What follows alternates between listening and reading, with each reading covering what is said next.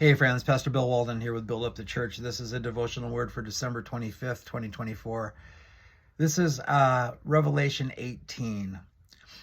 In the book of Revelation, chapters 17 and 18 speak about Mystery Babylon.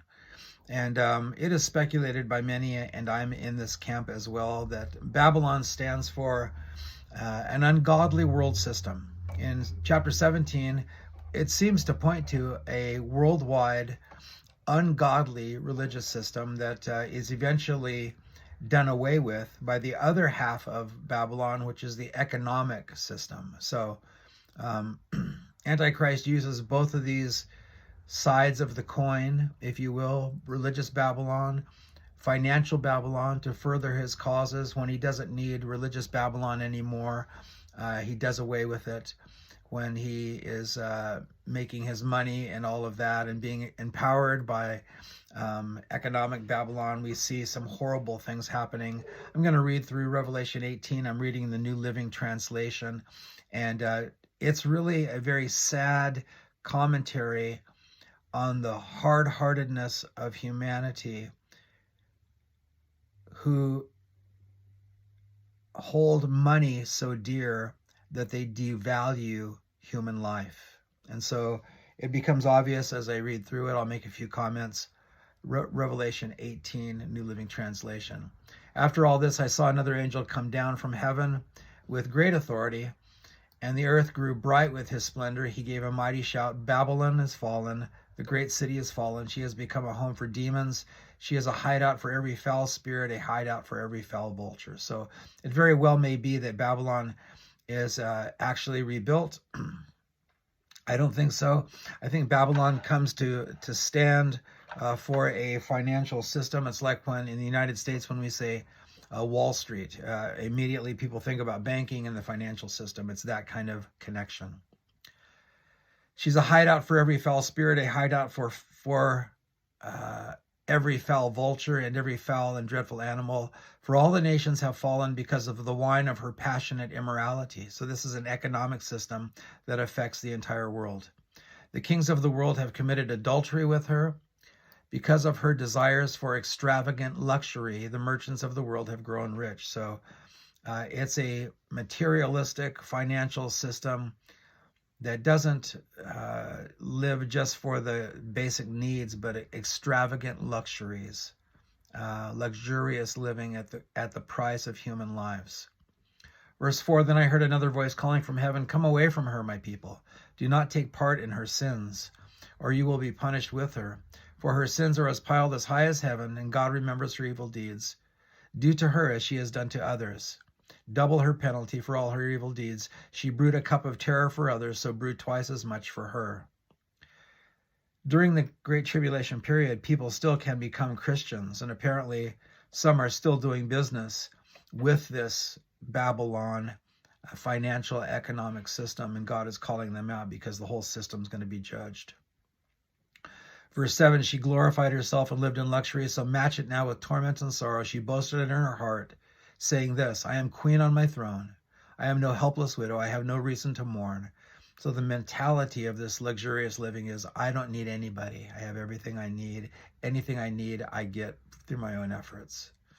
Verse 8, therefore these plagues will overtake her in a single day, death and mourning and famine. She will be completely consumed by fire, for the Lord who judges her is mighty. So there's going to be a sudden destruction of this world system during the Great Tribulation period.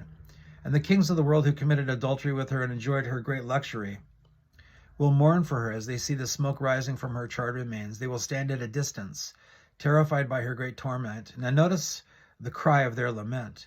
They will cry out, how terrible for you, O Babylon, you great city. In a single moment, God's judgment came upon you." So they recognize that God is judging this system. Now notice, the merchants of the world will weep and mourn for her, for there is no one left to buy their goods. We are mourning for Babylon because we can't make a profit anymore. Not mourning for the people that are destroyed in it, but mourning because they can't make money. She bought great quantities of gold, silver, jewels, pearls, fine linen, purple, silk, scarlet cloth, things made of fragrant thyin wood, ivory goods, objects made of expensive wood, bronze, iron, and marble. She also bought cinnamon, spice, incense, myrrh. These are all luxury items. Frankincense, wine, olive oil, fine flour, wheat, cattle, sheep, horses, wagons, and bodies, that is, human slaves. So either slavery or sex trafficking. And the people that are mourning because they can't make a profit anymore, not because people's lives were ended. The fancy things you love so much, verse 14, are gone, they cry. All your luxuries and splendor are gone forever, never to be yours again. The merchants who became wealthy by selling her these things will stand at a distance, terrified by her great torment, and they will weep and cry out, how terrible for that great city. She was clothed with the finest purple and scarlet linens, decked out with gold and precious stones and pearls. In a single moment, all the wealth of the city is gone.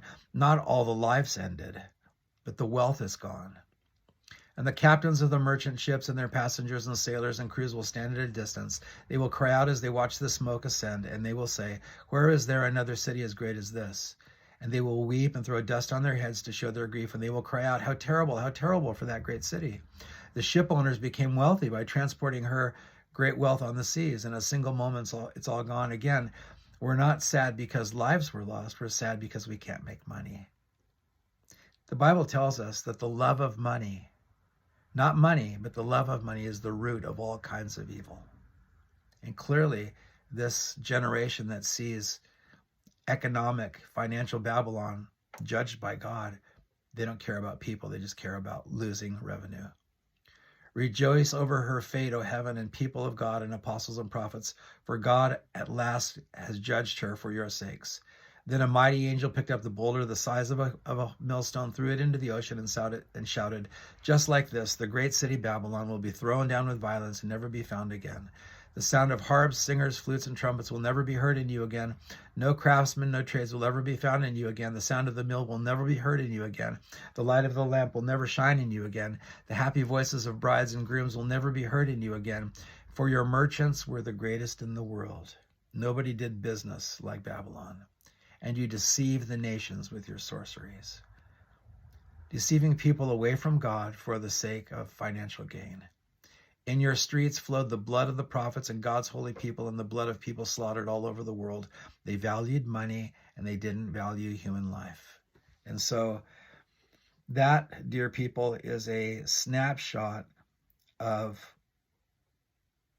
human nature apart from God, which will be greatly magnified. That human nature will be greatly magnified during the Great Tribulation period, when Antichrist is on the scene and people either have to pledge allegiance to him or pledge allegiance to Jesus. So, sobering, sad commentary on the potential for extreme wickedness and avarice and complete disregard for human life because of the love of financial gain. So guard your hearts. If you're a Christ follower, guard your heart.